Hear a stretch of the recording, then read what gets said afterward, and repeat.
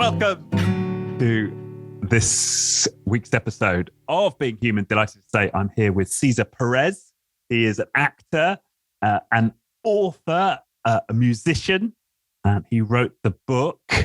I'm going to bring up the full title here. Chase the Light, the gruesome art of becoming unbreakable, which is an absolutely remarkable story of recovery. Cesar, welcome to the show. Oh, no, thank you so much for having me. I'm excited to share my story a little bit and hopefully have everybody be motivated and inspired. Great. Yeah. Yes. So, give us a little bit of background as to where this incident, which this book kicks off with, what the context for that happening and what happened. Yeah. So for starters, I'm an immigrant. I was born in El Salvador, right? And in 1993, and there was a civil war we were finishing up. So there wasn't a good environment in which to raise a family.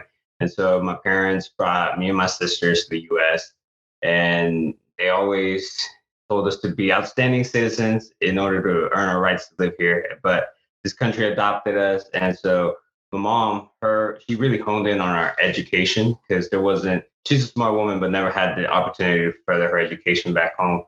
So for her, making sure we grabbed every opportunity that this country offered us was, the main goal. And thankfully, we all listened and we took advantage of every opportunity. And I was the first one in our family to go to college with a full paid tuition, with a full ride for my academics. And I decided to major in multimedia design and communications because I love storytelling, like being able to convey a message, either not just verbally, but through animation, motion, graphics, and audio. I think there's always a message to get across. And so that's why I majored in that. And that kind of led me to the film industry. I was like, well, let's bring a story to life. And one of the casting directors, on one production I was working on, he was like, do you want to audition for this role? And I was like, let's do it. They also bring a story to life, acting is part of it. So I knew I could do it, but I sent my audition in. Wasn't expecting much, but 2 weeks later, he called me. He was like, you beat out everybody out in LA. So congratulations, the part is yours. And so I was not only the senior designer for that film, but I was also going to be Pablo, starring opposite of Daniel Radcliffe and Beast of Burden. And so if you roll the credits, you see my name on there twice as Pablo and then also as part of the art department. And that just skyrocketed my my acting career. And it was taking off in 2018, which is when, unfortunately, I drove down the highway to go see my girlfriend at the time and my family. And a drunk driver driving westbound on eastbound lanes hit me going 76, I believe. And then a big rig, a semi truck hit me going over 70 as well, head on. And that's kind of like when my world came crashing down. And that's where my book comes in. Wow. Yeah, I'm gonna get into that. But reading your book, I mean, it was extraordinary, the investment that your mother put in. And your mother features is like a major character in this book. But even in your childhood, right, you'd get home from school and then like the second school day would start, right? Yeah, exactly. Because I came when I was 3 to the US, right? And my parents, they didn't want us to forget where we're from, what our culture is. And so as soon as I got back from school, my mom would start us on Spanish lessons, making sure we didn't forget our writing, our reading. And after that, she would do more math lessons and everything, just because, again, she didn't have that opportunity back home. So she wanted to change that for us. And for that, I'm forever grateful. I mean, it's made us who we are, Yeah. And so you had this incredibly driven mother, and then you got these scholarships, right? And that then reflected in your academics and so tell me, so you're working on in the art department for this film. Mm-hmm. Where are you based when this happens? And because you said you beat out the others in LA. Yeah, but at that point, I was in Savannah, Georgia, because due to tax incentives, a lot of the movies were coming out to the East Coast, and they were filming there in Georgia and Atlanta. And so this one was being filmed parts in Savannah, Georgia, and that's where I was.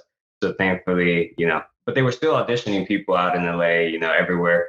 But I got the part. That's it. And you get, so this is basically your big break. Precisely. Exactly. Yeah, Yeah. yeah. So you're in a major film. You're starring opposite Daniel Radcliffe, and then you hit this truck. And so what happens? Like, so because I see you've got the pictures in the book, and your car's just an absolute wreck, as are the two other vehicles involved. Yeah. What's like the immediate moments after the impact? Yeah, so I remember up until the point of impact, I remember the car in front of me, the lights veering directly to the right drastically, and then that's kind of when my world went dark. And then I don't remember anything for 3 more weeks until I woke up at Shepherd Hospital. And by that point, I had already had multiple surgeries, and I was kind of in critical condition still, but a little bit more stable. But before that, I don't remember from the accident up until 3 weeks, which is good because I don't have those flashbacks or that trauma of getting behind the wheel and driving again. I can do everything without getting that flashback and being scared to drive. But it's just 3 weeks that I don't have a memory of or recollection. But everything else I do, thankfully. I remembered everything from before the accident. My long term memory was still there. It was just I'm just happy I don't remember those 3 weeks. I don't precisely want to remember them, but I went back and spoke to the first responders and the EMS crew that helped save me and extricate me from the vehicle. And they told me the story because I asked them, I was like, what happened, when you guys came and found me? They said I was fighting them off because obviously I had a massive brain injury. I didn't know what I was doing, but I was fighting everybody off. And I was fighting for my life. And they had 5 people had to hold me down, and I was spitting out my teeth. My jaw was broken in half, hanging, and everything was just bleeding.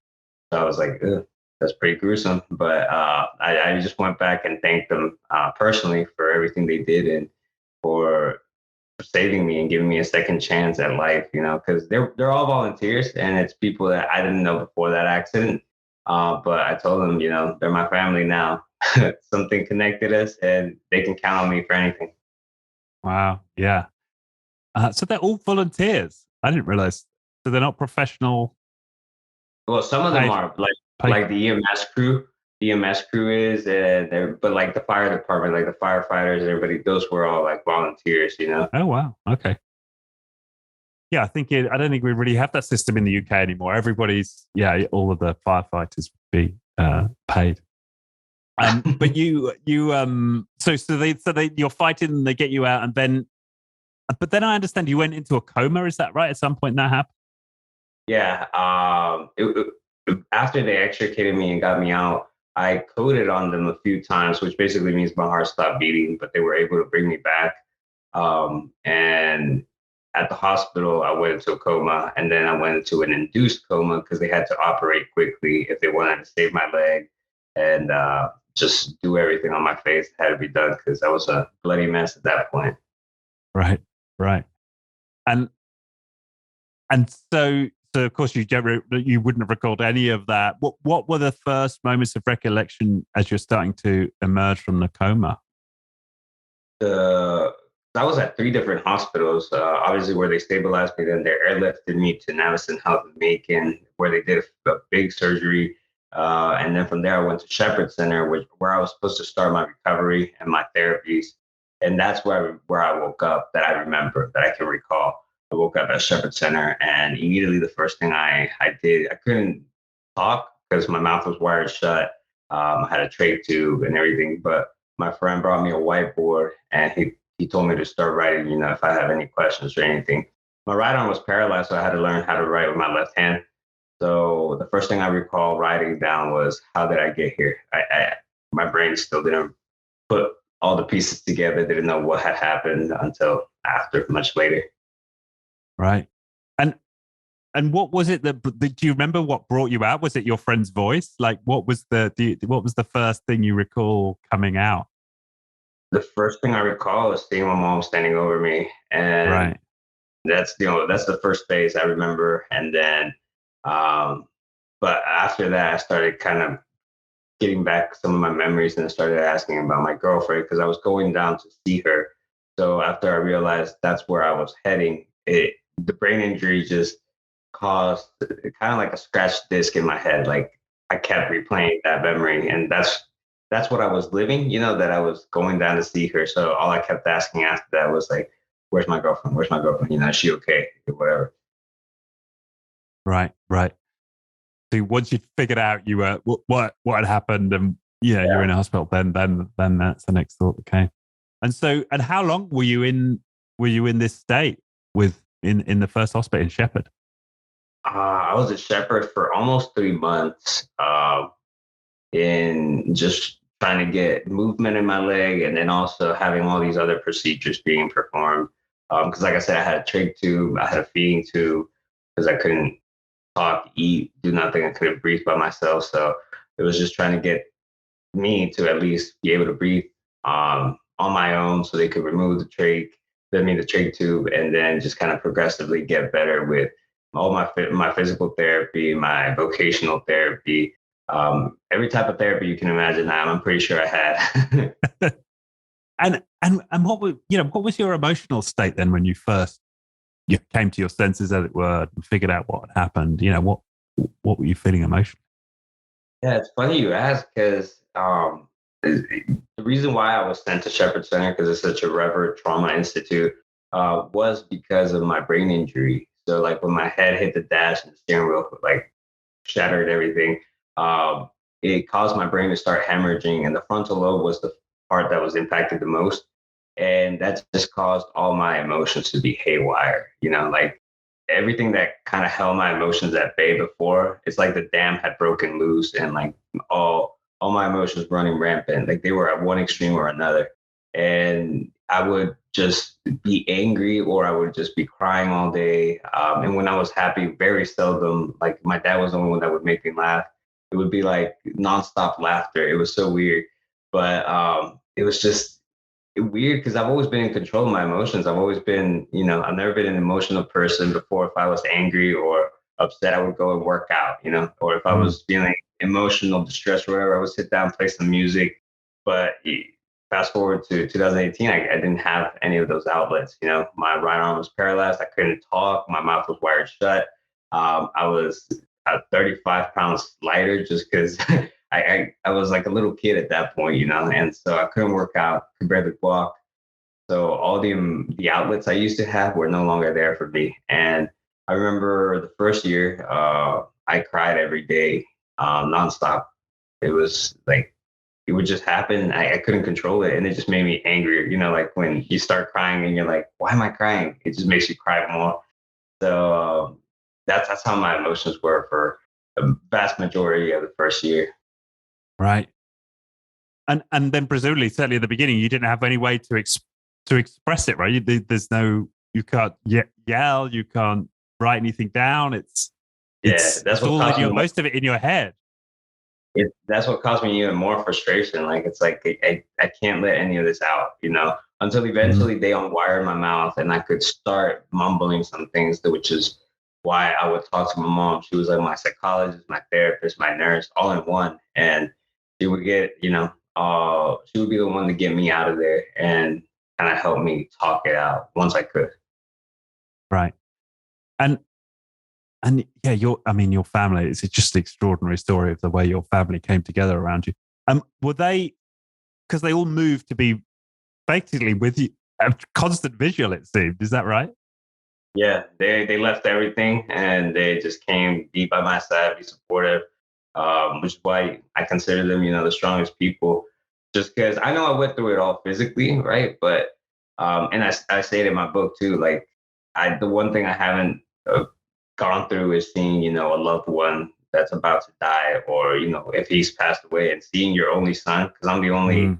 boy in the family, seeing him on his deathbed is I don't know how you come back from that. I don't know how my mom kept it together, but that's why I say they're my role models, Yeah. I mean, it's amazing, and how, yeah, the strength and the sacrifice, and yeah, yeah.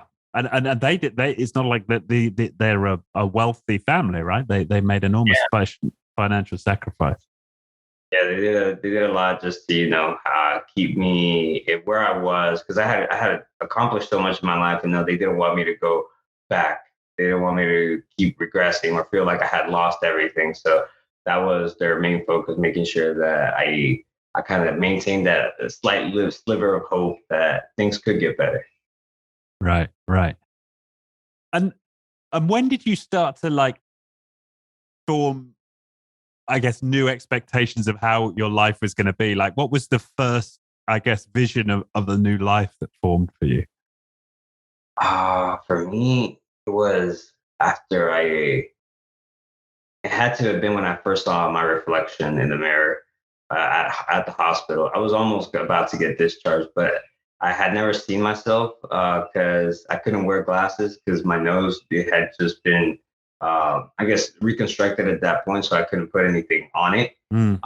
And I'm pretty blind as it is. Like I wear contacts, but so I hadn't seen my reflection. My world was hazy. But once I was able to wear my glasses, I saw my reflection in the mirror when I went to the restroom, and I immediately stopped because I didn't recognize the person, that was looking back at me, and I was I was confused, but I was also deeply saddened just because the person I saw was not who I was, and that's kind of the first moment where I ever thought about suicide. Like I really didn't want life. This is how it was going to be, because I had been the best version of myself possible throughout my life. And the same question, why me? Right? Like, why does this have to happen? I wasn't doing anything. I wasn't even having fun. I was literally driving down to go see my girlfriend and my family. And, this individual abruptly comes into my life and just ruins it, So I didn't understand, and my emotions were haywire. I was just like, I don't want it anymore. I spent 24 years trying to get to where I am right now. Why do I have to start all over? I say in my book, if life had a reset button, somehow I had pressed it because I was back. My mom had a newborn baby. I couldn't go to the bathroom by myself. I couldn't tie my shoes. I couldn't do anything by myself. So the person I had become and the independent individual I was like, it was only a shadow, a memory of yesterday, So it was pretty depressing. And like I said, that was the first time I ever thought about suicide. And I I broke down even worse the following morning because I realized I spent all night thinking about how to go about it if I could, right? But I realized my right arm was paralyzed. I could barely move. My mom was holding my left hand day and night. So I was like, if I wanted to end it, I would have to ask for somebody's help. And that just kind of made me even more depressed. I saw how low I had fallen. And my mom, she asked me why I was crying. And I spoke to her. I was like, I don't want this life. And that's when I saw tears in her eyes and she broke down, because I realized she was broken even more because her faith had been broken. All she ever asked for was for God to protect her family, her children. That's all she ever cared about. And then this happens, and she again doesn't understand why. And I realized that my mom was broken even deeper than I was, because all her beliefs were from 40, 50 years, So I realized I couldn't break down for her again. I had to be strong. And so if not for me, I would do it for her because I was seeing all the sacrifice she was putting in to see me get better and give me a possibility, to find my happiness again if it was out there. And so I realized I couldn't break down again. So that was that the first goal then? How do I get back to being happy? Was that like what you set yourself for, set as the bar? It wasn't at first. I'll be honest. It was mostly if I won't do it for me because at that point my life was meaningless to me. Right. But I'll do it for my mom and my dad. That was literally it. Then initially it was actually I was gonna do it for my girlfriend because I told her I was like because my brain was replaying her. So all I used to ask was, where is she? Like, does she know like that I love her? So I kept telling her, I'm going to make it out of here. Not for me. I'm making it out for us, because so everything has changed in her lives, the love I feel for you has not. And so I wanted to make it out of there because that would prove that to her, that I wasn't giving up on us. And so that was the first thing that got me out and got me motivated. And I speak about it in my book, like, though she's no longer in my life, right? She kind of provided that motivation for me during the time, right? Though her motives were wrongly placed or whatever, like that's the thing I'm thankful for. Like it gave me that motivation to get out of that darkness and kind of pursue a life together, even though it wasn't going to happen, you know. But Yeah, right. it got me. So you're like, I'm going to get out of this hospital so that I can have a life with Yeah. my girlfriend, right? Yeah. Yeah, yeah. And what? So given you'd had that goal in mind, like what was that? Were there any daily practices or rituals, anything that you developed that like had you inch a bit closer each day to that goal? For sure. And honestly, it was keeping myself occupied because I noticed if I just laid in bed or if I didn't do anything, all the negative thoughts kept coming back into my head. You know, like I realized I had to stay busy or keep my mind occupied on something productive in order for me to make it out and just hold on for one more day. Like that was always the goal. Just hold on for one more day. Tomorrow, it'll get better. Like it can't get worse if you keep doing, you know, your therapy. If you keep progressing, if you keep trying to get better, you're not gonna go back. And so that was my daily mantra every day. Like I would tell myself, you know, hey, get up, let's go walk at least, or try to walk. Let's go exercise. Let's go. At that point, my right arm was still paralyzed. So I was like, all right, let's go try and see if I can move it. You know, like at the end of the day, I told myself, if you don't get better, it's not at least because you didn't try. And so that was my whole mentality. And I had to keep busy because as soon as I didn't uh, do something, I like the negative thoughts would creep back into my head, and I knew that wasn't letting me progress further. You know, like if I kept thinking about my life, what I had lost, I wouldn't be able to focus on the future, and that's why I called it chase the light because for some reason I kept chasing the Caesar of yesterday. You know, I kept chasing what was instead of what was to come and what I could become. And so in mid halfway through the book, obviously I changed my perspective and I decided to chase, my goals that I had already become and I had already done. I was like, I can do it again, and I can go even further. And so that was my daily mantra. It was just kind of like a daily ritual of reminding myself it's your responsibility to get back to where you were. And you can go even further. Like there's nothing that's prohibiting you or, holding you back. At the time, obviously things were all physical, like blocks that I had. Like I could barely walk. My right arm was paralyzed, but every day I kept telling myself, try, just give it a go. It can only get better. Right, right. And then that eventually evolved into not only can I get back, I can get beyond where I'd got to.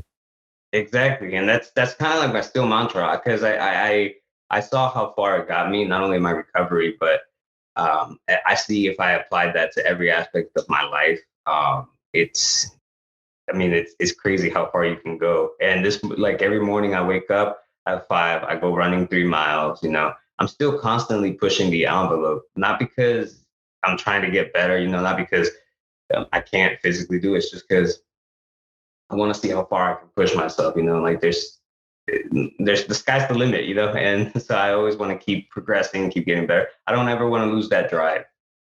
Right, right. Yeah. And so to continue the story, so eventually you get out of Shepherd, right? This is the specialist trauma center. And where do you go next? From there, I go to, so when I left the Shepherd Hospital as an inpatient, when I got discharged, everybody thought, okay, it's the worst part is over. But no, the worst part was just beginning because I had multiple surgeries, ongoing, and I still had 2-3 years of therapy left. Like I would keep going to the outpatient clinic and go there twice a week to get my therapy, my music therapy, physical therapy, vocational therapy. So everything was just beginning. My recovery process was actually just beginning when I left Shepherd, and I just continued, and that's why me reminding myself that it was my responsibility to get to where I was, and just kept pushing myself I don't know how I would have made it out if I hadn't. Right. And you move into an apartment close by, is that right? Yeah, so I had told my girlfriend that she could move in with me and once she finished college, and she didn't have to pay for anything. But I was hoping she would, offer just because she knew I wasn't working, right? And she knew I had like what had happened. But I told her I was going to get a bigger apartment so she could have more room for her stuff, and obviously she agreed to it.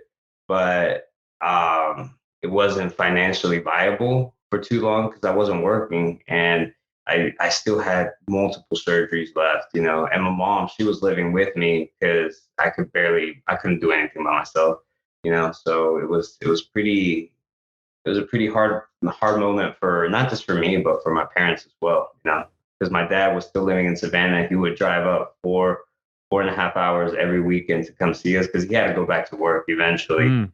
Mm. And so having my parents have never been separated for a long period of time, but this was like a year and a half, of my dad leaving my mom for a week and coming back every weekend and seeing what had happened to me on that road. We didn't want my dad to keep Mm. driving that long. Right. And your mum's on the couch and you're Yeah, and you're also living with your girlfriend. exactly. Yeah, because my mom she wasn't leaving my side. She was like, no, she left her home, but by my side is where she wanted to be, and so she stayed on the couch for over a year and a half. Wow. And your sisters are also involved.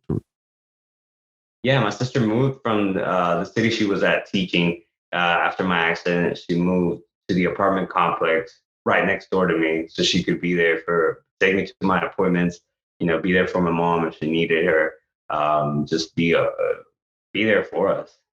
I mean, this is amazing. I just think that's such a yeah, I was moved several times to tears during the book. Just the love your parents, well, your whole family show. I mean, it really Yeah. is a extraordinary the family you have. Yeah, no, it's a story about obviously my it's a memoir of my life, right? Everything that happened, but it's a story about them, like I wouldn't be here without them and the love they show me. So I think it's pretty amazing the family I have. Yeah, and so that was one of your sisters moved close by, and then but another sister was still involved, although she had to move away eventually, right? Yeah, so she moved after I got discharged from the hospital. She moved to San Diego, California, and that's where because her boyfriend lived there at the time. And then once she moved, they had a baby, and she named him after me because they obviously when they heard the news of my accident, nobody knew if I was going to make it. So she didn't want to name him Cesar, right? Because she was like, I don't want, he was never going to replace you or anything, but she gave him a middle name, Antonio, because she wanted my parents to have something, like a new Mm. light coming from the darkness. Mm. And so that's what Antonio is. And thankfully, I get to see him a lot because I travel over there all the time. So I couldn't be happier with my nephew. Right. Yeah. Yeah. And so you say your mother's with you for a year and a half. She's living in this apartment with you on the couch. You're going your outpatients, and then when did she reach the point where she felt she could move away? What what triggered that? My mom, you said? Yeah, your mom. Yeah, because She, as soon as she heard about my accident, obviously she left everything and came to be with me at the hospital. She never left, uh, even for a minute, only to sign paperwork. Would she ever like leave my side? But she stayed with me all throughout my recovery, and she never left me because she knew my brain injury was still healing, so she wanted to be there for me should I need to talk it out. She knew my girlfriend wasn't going to do it, and so she was kind of worried that, hey, what if I get emotional? Like, who's going to be there for me, right? And so she stayed with me throughout my recovery. And my sister and I bought a house in 2020, the end of 2020, and or beginning of 2020. I don't remember, but we bought a house together because I spoke to her. I was like, my mom, she needs a place, for her. So like, I can't have her sleeping on the couch, for over a year and a half. she deserves way better than this, and I know life hasn't treated her as well this far, but I think she needs her own space, So we bought a house, and I told my girlfriend, hey, you can move in with us, you don't have to worry about mortgage or anything. Me and my sister got covered. But that's when she said this wasn't what she signed up for. Meaning being through my recovery, watching me, get better slowly.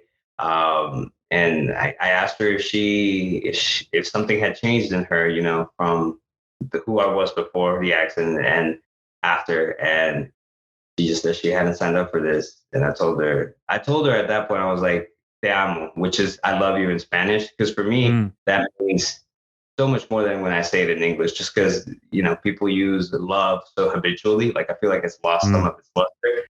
So when I say te amo to my parents all the time, because they know where it's coming from. They know I don't just love everything, I Yeah. love them.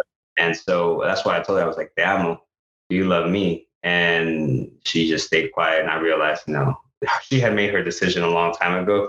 She was only just now vocalizing it. And so it was like two trucks hit me again, because it was the last remnant of my life before the accident that was kind of breaking off at that point. So it broke me even further. And she did this the day before I had to go to trial to see the drunk driver that did all of this to me. So my emotions were just, I can't even put it in words. It was like an all consuming fire at that point, like I was just mad at everything, mad at life, mad at God, mad at everything in my life that had kind of culminated to that point. It's just, I didn't know why it was happening. Yeah. And was this at a point where you still felt you had the brain injury, and so your emotions was still more wild than before, or? Yeah, no, it was still, my brain injury didn't start healing until I would say about a year and a half ago, and honestly, because I would always have migraines every morning. Like I went through Tylenol and Motrin, like a bottle every day, just because I would get them constant. Because my brain was still trying to absorb the blood that had been hemorrhaging after the accident. So my emotions were still haywire, and I didn't know what to do at that point. Yeah, yeah. You're having migraines every day, as well as all the physical pain, presumably everywhere else in your body. Yeah. Oh man. And so what did you? There must have been a temptation there to hit the painkillers really hard. Like, what was your relationship with the painkillers? Yeah, no. My pain tolerance was super high. Like, thankfully, I would only ask for them like if I couldn't control it, or like, I couldn't, hold it in. But my mom, since she was always there, she was the one that was in control of all the painkillers. She wanted to make sure that, number one, I wasn't gonna go into into a depressive state, and number two, that I wasn't gonna use the painkillers incorrectly, or that I wasn't gonna, drown my sorrows in alcohol, which is not something I was ever going to do. But she was just scared about, how my mental state was at that point. Yeah.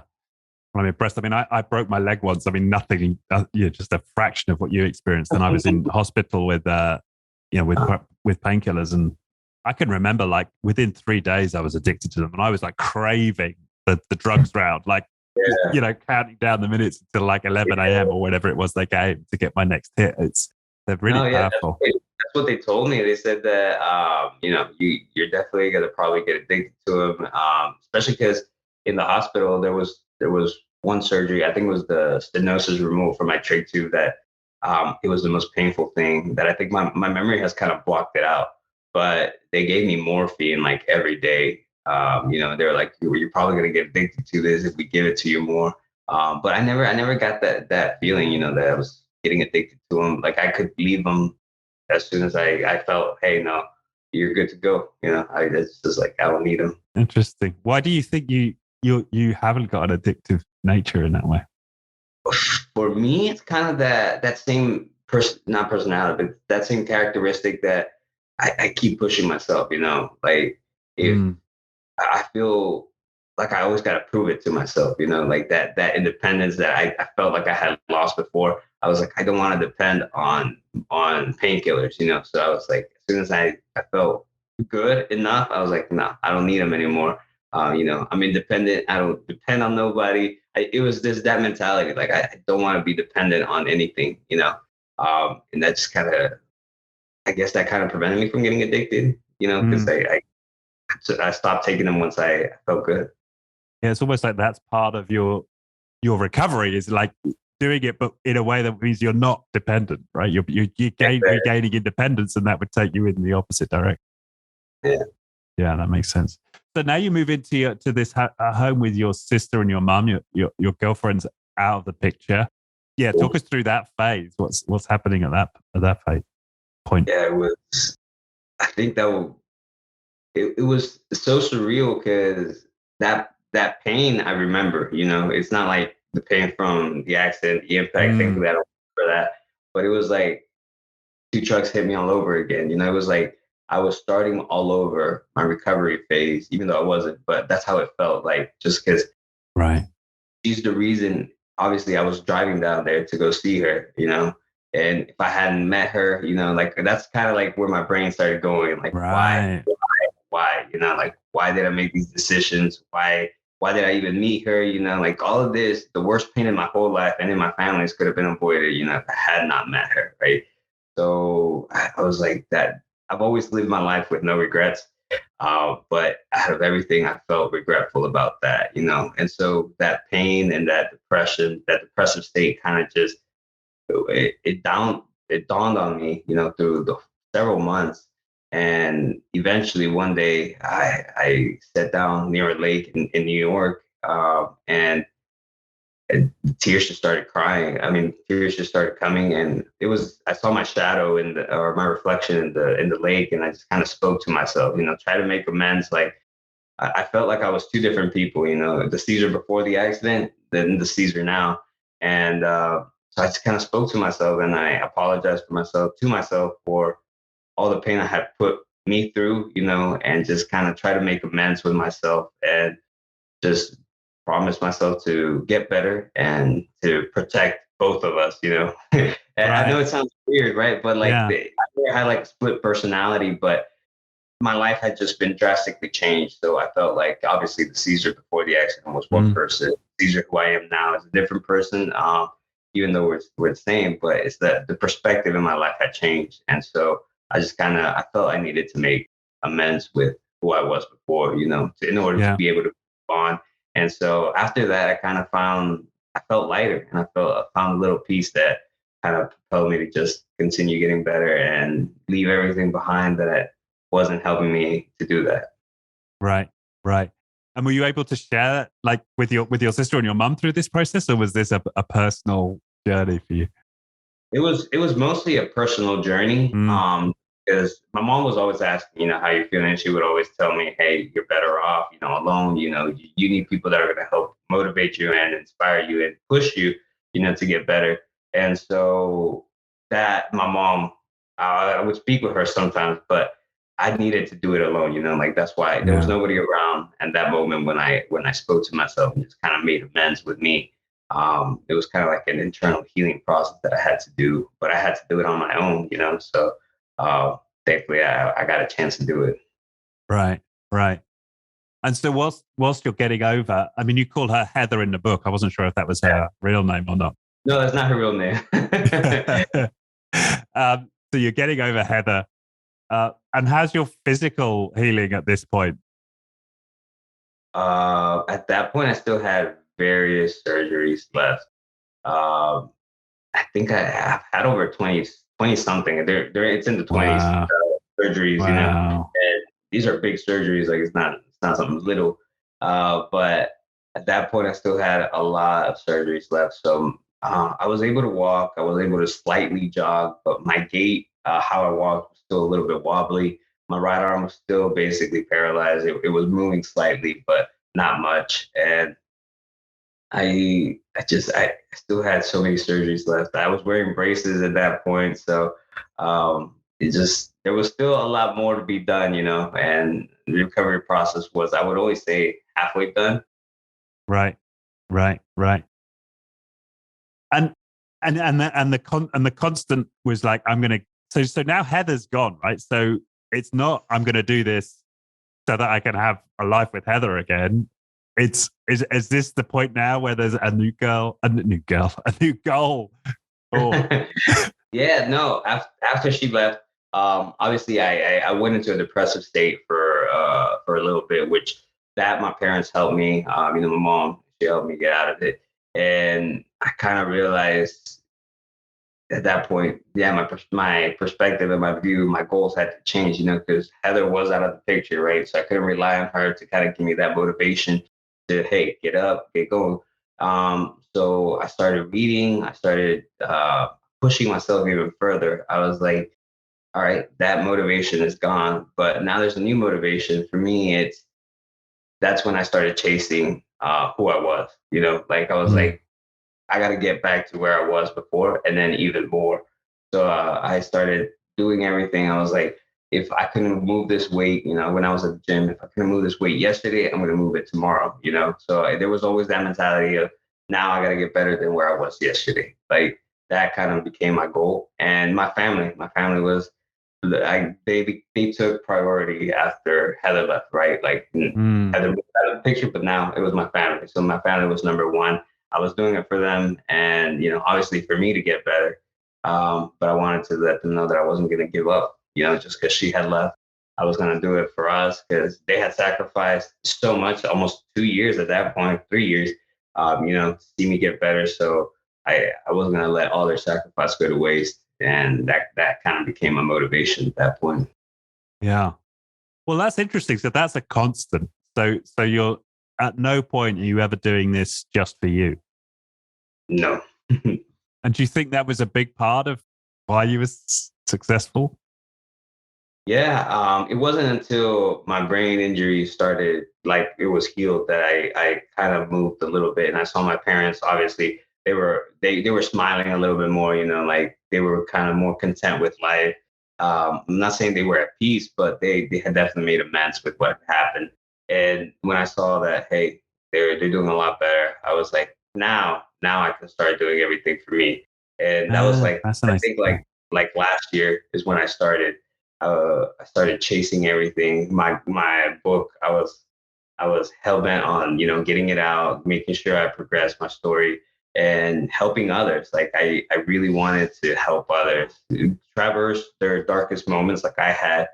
Thankfully I had my family there for me, but for some maybe don't have that type of family, I kind of wanted to be that light that helps guide them. And so I started doing things for me and just focusing on what I wanted to accomplish. I told my mom and my dad, I was like, hey, yeah, last December, I told them, hey, we're together. Like this is what you guys worked for. To see me get better. I'm finally where I am. Now it's my turn to find my happiness. So it was kind of like in December, I kind of like broke off, from that perspective of, hey, I'm doing this Yeah. for everybody else, not me, into, hey, now I got to focus on me and make sure I find my happiness, find my happiness somewhere out there. Yeah. Yeah. So a big focus on you. And it's still about helping others, as you say. Like how can people find light Precisely. in the darkness? And so that was last December, and we're now in September. Where are you at with your physical recovery now? Physical recovery. I think I have like one or two more surgeries pending, but it's all like it's not medically necessary. Like it's all like it would probably be cosmetic or categorized as cosmetic. Yeah. And but no, I'm running 3 miles every morning at 5 in the morning. Like I'm working out, I'm doing everything. I'm doing my music again. I'm back into my acting stuff with my agent. So it's come back full circle, and that's basically what I had told myself I was gonna do. I Wow. said whatever was taken from me, I'm gonna get it back, and it was that mentality that propelled me to move forward. And thankfully, I've accomplished it. Yeah. Are you doing your crazy press ups? My press ups, yeah, every day. Yeah, you talk. I had a visual of these incredibly elaborate press ups that you were known Yeah, for in the gym. it was crazy. Still Yeah. is. Yeah. Great. So what's the total time lapse now? Like, how many years is that, or how many years and months is that? January 12th of 2018. That would put us at what, almost 5 years in January, maybe. Right. Right. Yeah. Wow, that's a long time to keep the faith, right? To keep the hope alive. Yeah. Yeah. And I mean, it was broken several times for sure, for sure. But I think through it all, I finally made amends with life, God, my faith, everything. And, that's why I stand on the other side of this mountain, unbreakable, like I feel like I've Mm, gone literally through hell. And now the little things before that would maybe sometimes bother me, I tend to see the good in everything nowadays. And just try to be grateful more, like just to mm, put in perspective, like before, or things that used to bother, or most of us, when you go to the store and can't find a parking spot close to the entrance, people get upset. But for me, I'm like, I purposefully park all the way in the back, because I was so close to not being able to walk. Now I'm just like, let me enjoy this time. It's extra therapy, let me enjoy yeah. this extra 2-3 minutes of walking to the store. It's those little things we take for granted that I'm just so grateful for nowadays. So a ton more gratitude than you had before. Exactly. So that's interesting. So what is different about the Caesar today and the Caesar pre-accident? Sounds like gratitude is one of them. What else? Yeah, I would say the biggest thing is patience. I think patience was, if anything, I came out of it with more, would be patience, just because I wasn't the most patient person before, but again, I could do everything, before. So it's like I had to learn to be patient and realize that everything doesn't work on my time, like the recovery process. Wow, it's taken what, 5 years? Even though I kept pushing myself, right? I kept pushing myself. I had to let sometimes the body heal. Like after surgery, after they fixed my left leg that my femur was protruding out, they fixed it. I had to let it heal. I couldn't get immediately up the next day and start working out. Like I had to be patient, be laying on the couch for 2-3 weeks. Like letting the bone heal and everything. So that was the hard part, learning to be patient and giving everything its time that it needs to heal. But I think it's made me the better for it. Like nowadays, I'm more patient, and I even tell that to my new girlfriend. I'm just like, hey, you get a new Caesar, a more improved Caesar, a more patient Caesar. So we're good. Right. Yeah. Yeah. What comes to mind is that, success is the best revenge, right? When you have a Exactly. breakup. Is there an Yeah, yeah, element of that? Yeah. Yeah. Okay. So we've got patience, gratitude. Anything else about the new Caesar? yeah. More for the fact that, like I said, little things don't bother me now. Like maybe before I would care about what others not thought, but now not anymore. Like now I do things because I want to, like I do it for me, and I do it to try to help others, and that's basically my goal, my end goal with everything. So I'm more at peace too, just because I know everything I've accomplished. I've done it by myself, well, with my family, right? But I've pushed myself constantly, and that independence I thought I had lost, like I've gained it back fully. So I'm finally at peace. Right. And you mentioned God a couple of times in this conversation, and it comes up in the book. Did anything change spiritually for you? Throughout the process, I realized, once I rejected my faith, once I was like just angry at God and everything, once I kind of started progressing in my recovery and started healing more, I started healing internally too. And I realized that when I thought no solution would ever come, that's when I realized, hey, I was never alone, because a solution would come, and that's kind of like the whole aspect of, God's timing, like it's different, than what we think, right? So I realized I was never alone through this whole process, and I'm so grateful. Like I had the family I have, the support I've had through, not just my coworkers, but all the people I know, like friends, family. Um, Thankful that that was put in my life, in order for me to make it out of that darkness. And at the very end, I realized that maybe though none of this should have happened, right? It was a drunk driver driving, right? But maybe I was strong enough to be the only one to withstand it, because a couple of people got in touch with my sisters at the hospital, people we didn't know, that told them they had children in the back seat that were driving behind me. And so that obviously wouldn't have made it if, they had gotten hit. So at the end of the day, I'm like, if I help save a life, then I'm good with it. Yeah. I did my part. Right. Yeah. No, I get that. Wow. Well, it's been an amazing conversation. Is there anything you like from your story we've not touched on that you'd like to share? No, I'm really excited for everybody to read, check out the book. I dive in deeply, like I poured my heart and soul into it, just because it was my mom's idea, to be honest, because she was the one that told me, hey, after she saw how depressive I was, how emotional I was, she's like, why don't you start writing everything down? For her, it was more like it'll serve as a catharsis for you, like for your broken soul and everything. So at that point, I was like, I didn't expect anything from it, but I was like, all right, fine, I'll listen. I'll start typing it down. And slowly, as I kept writing more and more, the tears kind of stopped coming, and I realized there was a message I want to get out, and help others. So that's why I edited it several times, and I removed all the junk that it was just basically me complaining, because nobody wants to hear somebody complain.